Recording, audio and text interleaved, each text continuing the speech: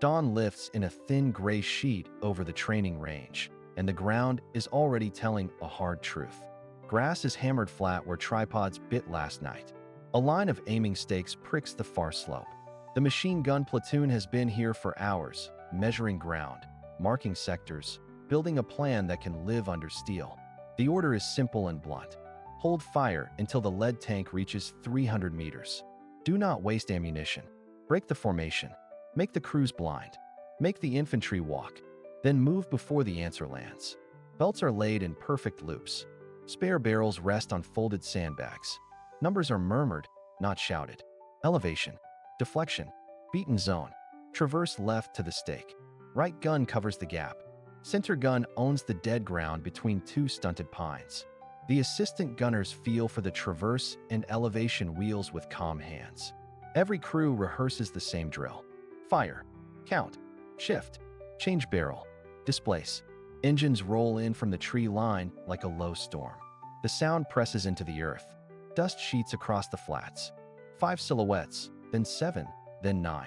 Tank commanders stand high in open hatches, scanning with binoculars. Riflemen ride the decks in loose clusters.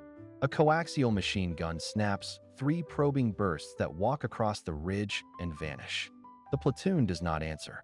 200 meters. The first hull edges into a shallow draw. The formation compresses. A tank slews slightly to avoid a stump and exposes its side to the center gun. The platoon leader raises a hand that only his crews can see. The word passes down the line like a wire tug. Fire. The ridge erupts into clean, controlled violence. Tracers stitch the air along rehearsed lines.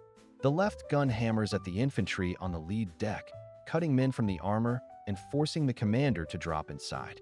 The center gun pours rounds into periscopes, mantlets, and the open turret ring of the second vehicle. The right gun rakes the gap, turning it into a corridor of sparks that no rider can cross on his feet. A tank slews again. Another stops. The formation breaks rhythm. High explosive answers. The first shell strikes short and throws a fan of dirt over the left position. The second walks in and strips the lip of the pit. The crew is already shifting to the alternate, counting steps, dragging the tripod by the cradle, feeding the belt with a flat palm.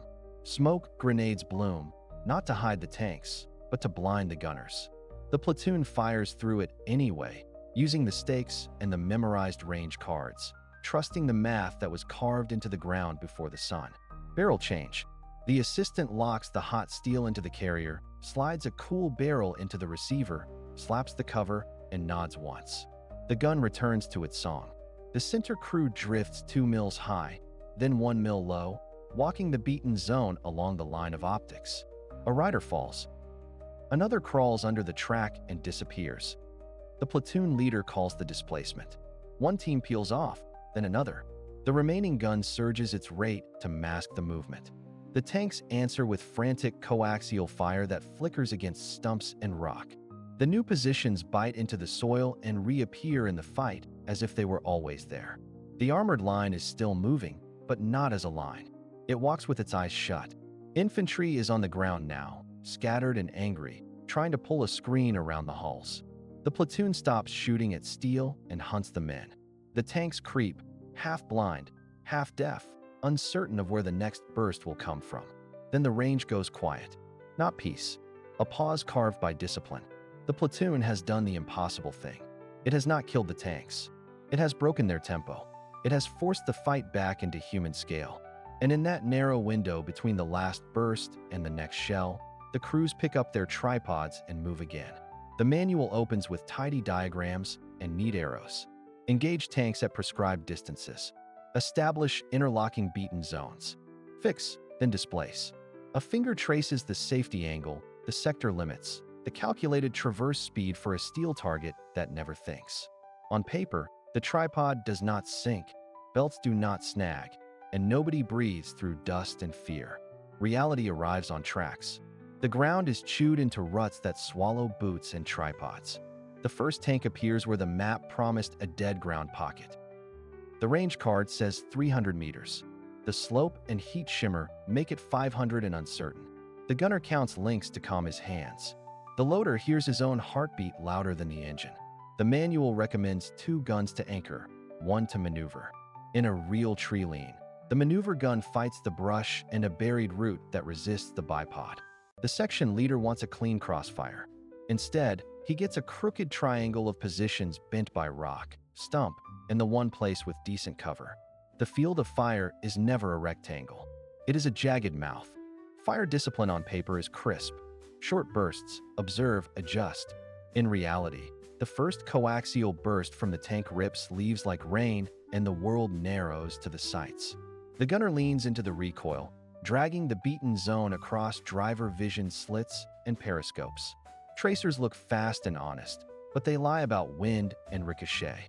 The loader palms a new belt and swears silently at a dented link. The manual says smoke to blind and shift. The wind carries your smoke back into your own cover. Displace after 30 seconds of fire or when flanked. In the mud, 30 seconds is how long it takes to free one leg of the tripod. The assistant drags the spare barrel and cramps his hands. The section moves and jerks, like an old film, every step a decision between speed and silhouette. Communication in the book lives on clean lines and short words. In the field, the radio coughs and dies under engine static. Hand signals compete with shock and glare. A runner sprints, stumbles, and becomes a crawl. Orders reduce to intent. Hold the line until you cannot breathe where you stand. Then be somewhere else before the next high-explosive shell finds the stump that saved you once. The manual rates armor as a target of harassment. Reality proves harassment is survival. Stitch optics to slow aim. Saw at track guards to force a turn.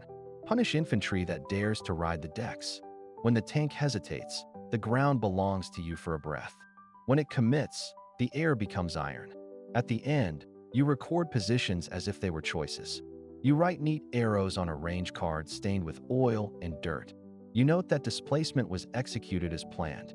Everyone knows it was executed because there was no other way. The book remains useful. It teaches language and sequence.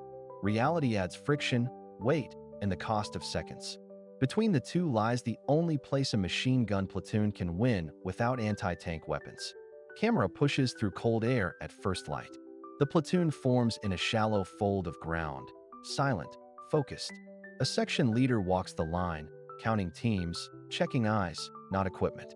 He allocates sectors, sets a trigger line, and repeats the contingency plan. Each team knows what to cover, when to fire, and when to move. The section leader carries a map case, range cards, a compass, and a field phone handset clipped under his webbing. His job is not to shoot.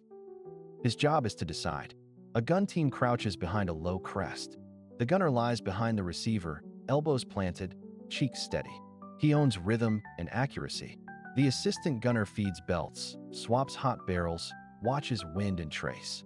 He calls corrections by degrees and landmarks.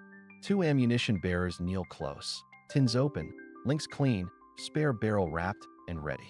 A security man watches the flanks, rifle forward, eyes on dead ground, and the sky for drones or aircraft. One team is a machine, 5 people breathing as one. The weapon sits on a tripod for stability and repeatable fire. The traverse and elevation mechanism clicks in small bites. On the ground lie the range card, grease pencil marks, pre-measured data for likely targets. A folding shield and a short berm of sandbags break the silhouette. The crew keeps a wet rag and gloves for barrel changes. They carry a toolkit, oil, broken case extractor, cleaning rods, and a spare firing pin. A periscopic sight sits low to reduce exposure. A simple clinometer helps set grazing fire across the approach. Behind the line, a runner tests line to the section leader, then returns to check the alternate position. Each team has 2, sometimes 3, pre-dug nests to leapfrog under pressure. Camouflage netting is dull and dusty. Anything that shines is taped. Anything that clinks is wrapped. Limits are real and unforgiving. Armor is immune to small arms. The machine gun kills the escort and pins the infantry. It blinds the tank by smashing vision blocks with spall and by feeding dust and smoke into the approach. It cannot pierce a glacis. Overheating comes fast in panic fire. Once the barrel droops, accuracy dies. Ammunition is weight, and weight is time lost when teams displace. Tripods are stable but slow. Bipods are fast but shallow.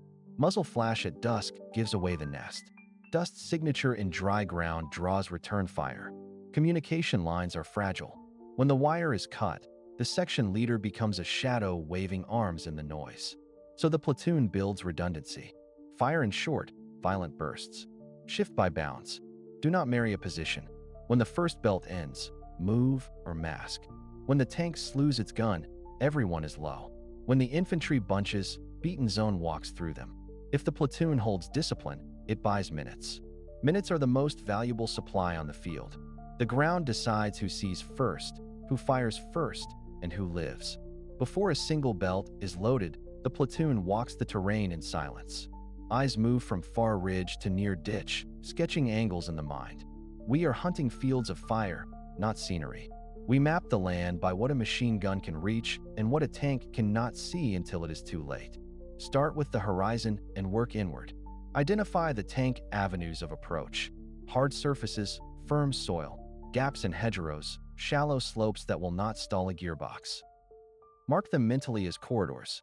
Now measure sight lines that intersect those corridors at 600, 400, and 200 meters. A long sight line is power, but only if it is not obvious. A gun that can see is a gun that can be seen. We need keyholes, not picture windows. Keyholes are narrow firing apertures created by brush, walls, or rubble. Step left, step right, crouch. If the barrel must move more than a hand width to track the corridor, the keyhole is too tight. If the muzzle flash can silhouette against open sky, the keyhole is a beacon. Use reverse slopes and broken ground to sink the tripod below the skyline. Crest clearance is measured with a stick and a sling, not with hope. Now read the dead ground. Dead ground is safety and trap. Tanks love to hide their hulls in folds and then rise to fire. We place guns to rake those folds the moment a turret appears. A grazing beaten zone at chest height over 300 meters will punish dismounts and crew who expose themselves. Interlock two guns so that each covers the other's blind arc. One watches the crest. One watches the flanks where infantry will try to crawl a cable or a charge. Cover is not only thickness. Cover is angle, texture, and shadow. A brick wall may shatter. A wet berm will swallow fragments. A wrecked vehicle will draw fire like a magnet. Better to build a low parapet of earth and timber that blends with background noise. Test it. Lie behind it. Can the assistant feed without lifting his head above the line of sight? If not, the position will fail under stress. Movement routes are part of the ground reading. We pre-select displacement paths that break line of sight within 3 strides. Mark them with a torn strip on a root or a boot scrape on a stone. The path must avoid straight lines that point back to the gun. Tanks read ground too. Their commanders scan for geometry. Wind, rain, and sun are invisible weapons. Wind carries dust that reveals impacts. Rain softens approaches and creates new channels. Sun behind you blinds a cupola. Sun in front of you glints on metal and betrays a barrel. Note the hour. Fight the sun or harness it. Finally, commit to a plan that lives with the land. Primary, alternate, supplementary positions, each with a defined sector and a trigger. The signal to fire is not panic. It is a line crossed, a silhouette formed, a range confirmed. When the tank arrives, the ground you read becomes the ground that fights for you. The range card is already damp from breath and frost. The platoon sergeant draws a line with a gloved finger from the left limit stake to the right. The tripod bites into the soil. The traverse and elevation mechanism locks. The gunner steadies his cheek and reads the numbers. Distance to the orchard line, 400. The culvert, 250. The low stone wall at the saddle, 320. These are not suggestions. These are promises the gun must keep. The machine gun does not fire a single point. It throws a cone that stretches into a beaten zone. Our job is to place that zone where it hurts the enemy most and protects the team's flanks. Grazing fire is the goal. Keep the rounds riding from knee to chest as flat as the ground allows. Danger space is our ally. If the land dips, we raise elevation 2 clicks and shorten the range to keep that flat path. If the land rises, we lower elevation and accept a shorter zone rather than send rounds harmlessly overhead. Aiming stakes stand out like bones. Left limit, a shattered fence post. Right limit, a torn sapling. The gunner rehearses. Traverse left, stop. Traverse right, stop. Return to center on the culvert. Each stop aligns with a target reference point. The assistant gunner reads the fire table, calls the mills for each point, and keeps the belt running clean through his hand. No slack, no hesitation. Wind is steady from the west. Mirage runs left to right. The deflection is minor at these distances, but the first burst will decide if we own the ground or give it away. Short burst to confirm. Observe strike on the near edge of the culvert. Click right 1. Fire. The tracers stitch the gravel and settle into the mouth of the drain. Mark it on the card. Culvert fixed. Now build the crossfire. Section Bravo locks its beaten zone across our front, slightly forward, so that any vehicle entering the saddle takes fire from 2 angles. We do not aim for thick armor. We burn optics, cupolas, external fuel lines, and the track skirts. If the tank keeps coming, we are already moving the zone to smash dismounts. The gun is not a tank killer. The gun kills the men who make tanks dangerous. The clock runs in the head. 3 seconds on. Count the links. 6 to 8 rounds. Barrel cool. Shift 1 target reference point. Repeat. The loader checks the spare barrel. The team leader watches the gap where dead ground ends and the danger space begins. If the hull down point becomes crowded, we walk the beaten zone along the stone wall to force heads down and eyes away from our flanks. Under fire, numbers must live in muscle memory. 2 clicks is roughly 6 mils on this mount. 1 hand width on the traverse wheel equals the orchard line. The culvert is a half turn from center. The assistant calls corrections without drama. Up 1, right 1, hold. The gunner breathes out and presses. The team rotates duties before fatigue turns skill into luck. When the tank noses into the saddle, smoke blooms and the engine howls. We do not chase the roar. We hold the plan. Beaten zones remain anchored to the ground we chose when the field was quiet. The gun rakes the dismount point. The crossfire seals the exit. Riflemen shift to ambush positions. The section leader calls cease only when the lanes are empty of movement and the timer in his head runs out. The fire table is not paperwork. It is a map of decisions made before panic arrives. Place the beaten zone. Confirm it. Record it. Then trust it when metal and fear start to move. Wind from the left. Field cut by a shallow swale. 1 narrow lane where armor must pass. The machine gun teams move in silence, counting steps, reading the ground. They do not hunt the tank. They shape the space the tank must enter. That is the difference between panic and control. The base gun goes in first behind a low berm. Tripod legs bite the soil. A sandbag under the buttstock locks the elevation. The gunner dials the sight to the lane at 300 meters. This gun will anchor the beaten zone. Its job is not to kill the tank. Its job is to control the infantry that protects the tank and to force the driver to turn into a kill lane. The assistant gunner lays range cards, marks a trigger line with a stake and a strip of cloth, and records a final protective line across the swale. Team 2 slips along the hedgerow to build the interlock. Their sector overlaps the base gun by a hand width at 250 meters. No gaps, no wishful thinking. The gunner tests grazing fire across the lane, chest high at the near end, knee high at the far end. The assistant aligns a picket with a crooked poplar as a reference point. These become target reference points. Numbers go on the card. Memory under stress is a liar. Paper is not. A third team builds the hinge. It is offset to create an L shape. If the tank swings to face the base gun, the hinge gun rakes the dismount point. If the tank tries to slip past, the hinge gun cuts the exit. Interlocks are geometry made lethal. Beaten zones overlap like shingles on a roof. Rain cannot get in. Neither can a man running for cover. Triggers come next. Not a shouted command. Not bravado. Triggers are prearranged, measurable, and simple. When the lead track crosses the white rock, base gun fires 2 short bursts to register. When 3 infantrymen clear the right fender, hinge gun opens. If the tank slews left, Team 2 shifts 1 mil right and rides the lane. If smoke drops, base gun holds fire and counts 5, then returns to the last visible reference point. Everyone writes it down. Everyone repeats it. Under fire, no one invents anything new. Now the rehearsal. Gunners close eyes and talk the drill. Infantry approaches on the left ditch. Base gun takes 2 bursts to break the file. Team 2 watches the right verge for a flanking rush. The hinge team keeps the exit sealed. Burst length is controlled. 2 to 3 seconds. The assistant gunners force the pace of belts and barrels. No gun runs dry at the same time. Displacements are planned in reverse. A folded poncho marks the first alternate. A broken fence post marks the second. The tank arrives as a vibration before it is a shape. Tracks grind stone. The commander scans with optics, searching for muzzle flashes. There are none. The platoon waits. The driver commits to the lane. That is the trigger. Base gun snaps on. Tight bursts walking along the ditch to smash the escort. The hinge gun cuts the dismount step. Team 2 hammers the verge to keep heads down. The tank slews to face the base gun and presents its flank to the hinge. That turn is the second trigger. All guns shove their beaten zones 1 mil to the right. The lane becomes steel rain. Smoke billows. The platoon holds for the count, then fires on the last reference. A shape staggers and falls. Another crawls and disappears in the swale. The tank throws a blind round and reverses by instinct. The exit is already covered.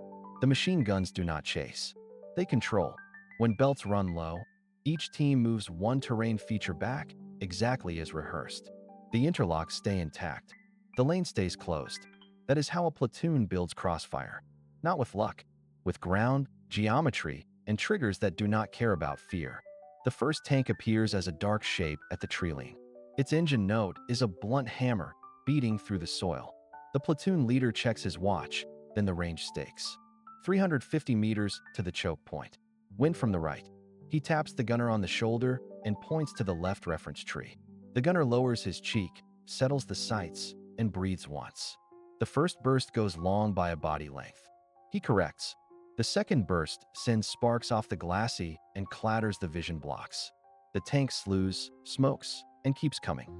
The leader raises his hand. Shift. The number 2 team breaks contact in 3 steps. The assistant gunner locks the tripod. The gunner folds the legs. The ammunition man lifts the belt box free. The barrel is too hot to touch. They hook the carry handle and move. Dirt coughs as the coaxial machine gun rakes the hedgerow where they were. They are already gone, bent low, counting paces to the next stake. The loader drops the tripod. Feet find the marks. The receiver drops into the pintle. The belt clicks home. The gun barks again before the dust of their sprint has settled. On the right, the base of fire holds. Their beaten zone is a shallow dome across the lane, set from the fire tables they rehearsed at dawn. The tracers bend in the crosswind and make a fence of red sparks. Infantry shapes flinch behind the tank and disappear. The leader watches through binoculars. He sees a second tank nose out from the trees.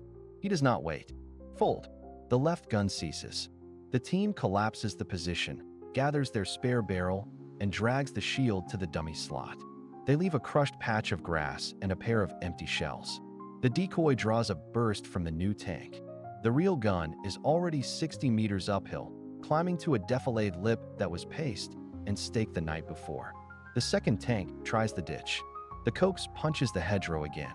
Branches explode. The assistant gunner calls distance. The gunner holds low on the driver's slit, not for penetration, but for disruption. The burst hits the drum of the track. A track pin flies out like a nail. The tank yawns left. The first tank accelerates to pass it and hits a buried stump with the right idler. The hull bucks. The platoon pours fire into the exposed belly plates and the periscope housings. It is not heroics. It is procedure. Displace. The leader raises 2 fingers and chops them forward. Both teams peel. 2 men move while 1 covers. Then the roles flip. Smoke pots toss gray sheets that crawl along the ditch. The enemy infantry tries to flank through the orchard. The reserve gun, silent until now, opens from a barn doorway that the platoon cleared before first light. The crossfire is complete. The orchard path becomes a tunnel of dirt and splinters. The enemy checks, then dives for ground. Engines howl. The damaged tank slides to a halt. The second tank decides to reverse. The leader notes the head movement of the commander in the cupola. Confusion is a weapon. He orders a final burst onto the road surface to kick up gravel and blind the optics. Then he signals the fallback to the rally stump. The guns cease. The teams lift, fold, and vanish down the reserve trench. When the smoke thins, the lane is empty except for brass, churned mud, and 2 black scars where the belts walked the road. The platoon has moved again, trading meters for survival, and the choke point is still theirs. Smoke sits at the heart of deception. The platoon leader studies the wind with a strip of cloth, counts the gusts, and marks the slope where the eddies curl. He does not want a wall. He wants a door that points the tanks away from the real guns. Hexachlorophane pots go in the ravine. White phosphorus rifle rounds are reserved for a fast curtain, and 2 men carry handheld grenades to plug gaps. The plan is simple to brief and hard to execute. Create sight, remove sight, then replace it with a lie. Dummy sectors rise before first light. Pickets and sandbags sketch fake parapets. A sawed pipe mimics a barrel. A battered shield plate draws attention at the wrong height. A wire strung with ration tins waits to chatter when the first coaxial bursts strike it. Behind this theater, a decoy team prepares short, loud signatures that suggest a crew under stress. Dry brush and oil rags make a dirty flash. A single burst of tracer ricochets off a rock to mimic panicked fire. The point is not to fool a careful observer for long. The point is to grab seconds from a violent minute. The tanks appear as a dark seam on the far tree line. Engines flatten the air. The leader holds the men until the range cards say the angles are right. Then the ravine blooms. Smoke coils downhill, not up, and it rolls into the lane that the platoon wants the enemy to take. The first tank turns its turret toward the decoy ridge. A second follows, guided by the same imperfect picture. That is the first win. Tanks that think they see will move toward what they think matters. The real guns remain cold. Crews lie behind their shields, heads down, fingers on safeties. Every 10 seconds a grenadier throws a fresh canister to keep the false corridor alive. The decoy team fires a ragged string of rounds, then falls silent as if suppressed. A tank answers with coaxial fire and high explosive. The ration tins rattle like a struck fence, and dust leaps where the fake parapet takes hits. The line of fire is now where the platoon wants it. The tanks spend ammunition on nothing. The leader finally gives the word. 2 guns open from the flank, not front. Tracers skip in at waist height, cutting infantry that walk beside the armor. The third gun holds silence to preserve the trick. When the tanks pivot to face the new threat, the smoke door swings again. Fresh rounds obscure the flanking guns.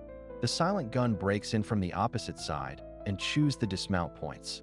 Crews hesitate. Hatches stay shut. Coaxial fire rakes empty ground. Displacement begins on the count. Crews fold tripods, drag ammo, and move along shallow runs cut hours before. The smoke is now both cloak and decoy, hiding what leaves and framing what stays. The platoon is no longer where the enemy believes. The door in the fog has moved. The tanks advance into a picture that is out of date by 30 seconds.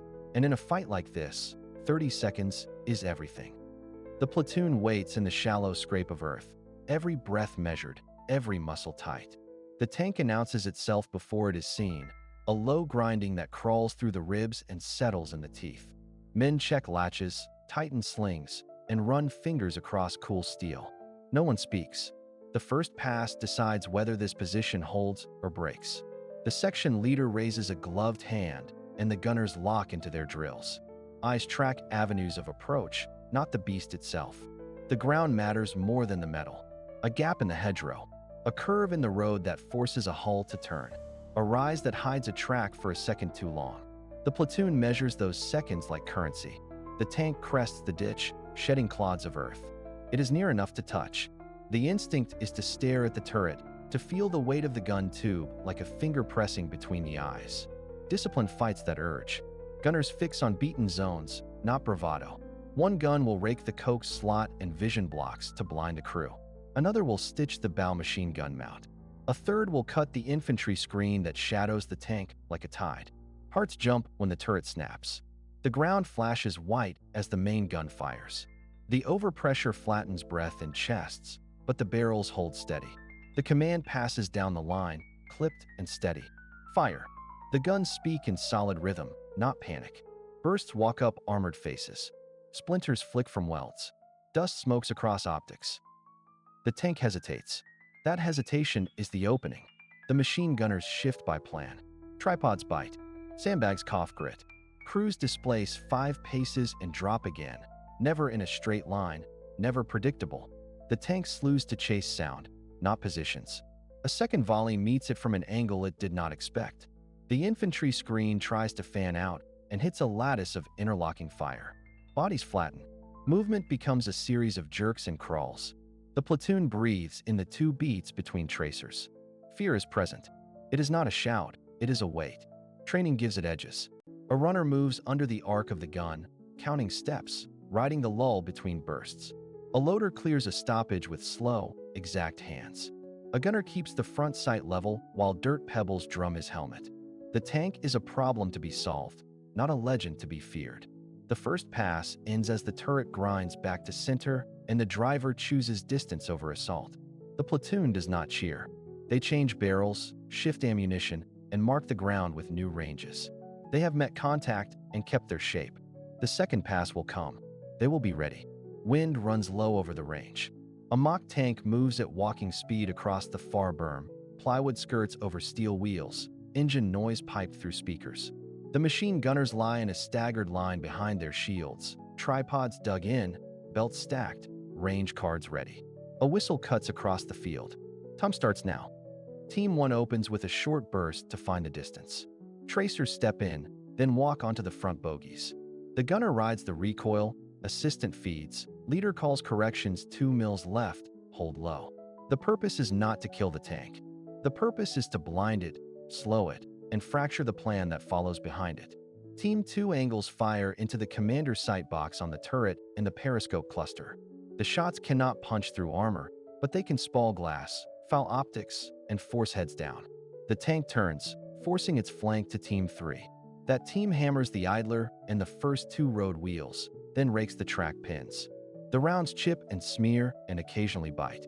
Not decisive, but disruptive. The tank accelerates. The platoon displaces. Shields up, tripods in one hand, guns in the other. The crews rush 10 meters to pre-marked positions. 40 seconds. New angles, new beaten zones. Smoke pots burn. The tank pushes into a gray wall and overshoots the interlock. Crossfire pins the imaginary infantry that would ride its wake. Without those infantry, the tank cannot search effectively. It cannot hunt what it cannot see. A siren signals phase 2. The tank slows and attempts to pivot. Team 1 concentrates on the drive sprocket. A lucky hit shears a track shoe connector on the mock rig. The vehicle lurches, then recovers. The lesson is clear. Small arms can damage running gear, but the probability is low and the cost in ammunition is high. The real effect is time. Seconds stolen become minutes. Minutes become an opportunity to withdraw, to call for heavier weapons, or to set a trap. Time ends. Ceasefire. The range is quiet except for cooling barrels ticking. The scoreboard reads delays, not kills. The instructors underline the point. Against armor, denial is victory. Slow it, blind it, force it to think, then move again before it answers. Dawn finds the hill rim thin with frost and quiet firs. The machine gun platoon chooses ground, not heroics. Guns go in pairs, tripods low, barrels checked, ammunition belts laid in shallow trenches. The platoon sergeant walks the crest with a rangefinder and a map board, marking distances in grease pencil. One gun covers the eastern saddle, another the farm track, a third waits in reserve with spare barrels, and a crew that knows it will move twice before the first minute ends. Engagement criteria are simple. Do not shoot the lead tank at long range. Bleed the column. Force a halt where the slope and the ditch create a choke. The men build crossfire with sectors that meet like closing shears. Stakes mark beaten zones. Sandbags shape shallow pits to absorb blast. Dummy positions with empty casings and fresh footprints draw eyes and coax fire. Engines arrive as sound first, a steady growl that swells and presses against the chest. The first tank shows on the track at 400 meters, hull up. The platoon holds. The second climbs the berm to the left and exposes its flank. The first burst goes not to armor, but to the commander with binoculars. He falls inside the cupola and the column hesitates.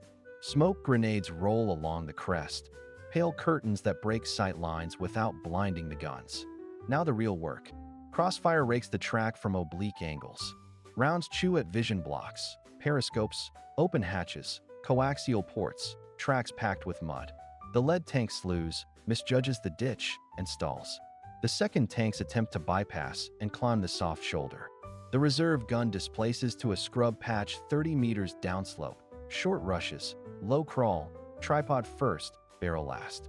Fire resumes from a new angle before the enemy can reorient.